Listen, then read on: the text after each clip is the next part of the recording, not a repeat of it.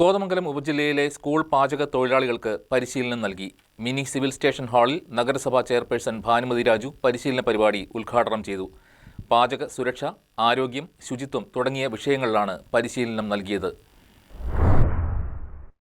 Kothamangalam ഉപജില്ലയിലെ school പാചക തൊഴിലാളികൾക്ക് പരിശീലനം നൽകി. പാചക സുരക്ഷ, ആരോഗ്യം, ശുചിത്വം, മറ്റു ചുമതലകൾ എന്നീ വിഷയങ്ങളിലാണ് പരിശീലനം നൽകിയത്. കോതമംഗലം നഗരസഭാ ചെയർപേഴ്സൺ ഭാനുമതി രാജു പരിശീലന പരിപാടി ഉദ്ഘാടനം ചെയ്തു. നമുക്കറിയാമല്ലോ, നമ്മുടെ കുടുംബത്തിൽ ആരാ പാചകം ചെയ്യുന്നത്? നമ്മൾ തന്നെയാണ്.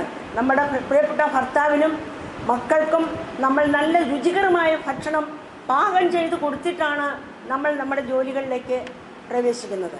നമുക്കറിയാം നിങ്ങൾക്കൊക്കെ എന്തുമാത്രം ശമ്പളമാണ് കിട്ടുന്നതെന്നൊക്കെ നമ്മൾക്കറിയാം.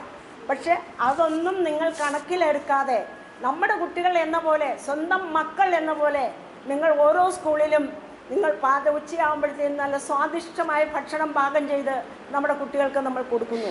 സീനിയർ സൂപ്രണ്ട് റീന ജേക്കബ് അധ്യക്ഷയായി. Noon meal officer Shijo George, Shalini Ghosh എന്നിവർ സംസാരിച്ചു.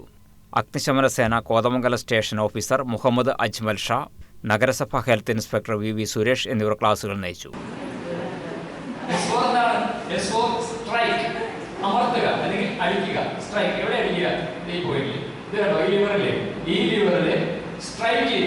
ഉപജില്ലയിലെ 97 സ്കൂളുകളിൽ നിന്നായി 103 പാചക തൊഴിലാളികളാണ് പരിശീലന പരിപാടിയിൽ പങ്കെടുത്തത്.